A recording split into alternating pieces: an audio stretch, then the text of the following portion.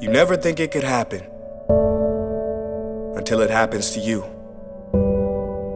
This is a story of a husband, wife, and son. A true story.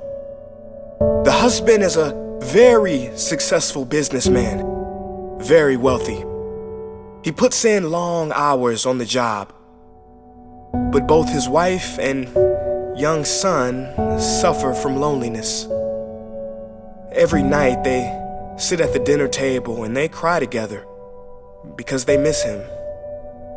And he misses birthdays and anniversaries. Now the father is already very successful, but still doesn't have time for his wife and son. Even when he's at home, he's not truly home. He's thinking about his business meetings, his clients. He's on the phone texting and making calls. One day, the wife finally gets fed up and she goes to her husband and says, "Honey, we are very lonely here. We miss you. Please come back to us." And the husband very lovingly says, "Darling, for the time being, no one can replace me as director. They need me. Just hold on a few more years, and when I find a new director, I will have more time for you and our son, I promise." 6 months later, the husband was driving on the same road he took home every night. He lost control of his vehicle and died.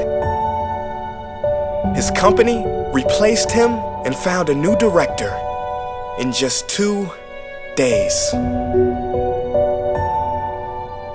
Isn't it sad that we spend so much time on the things that are urgent that we have none left for those things that are important?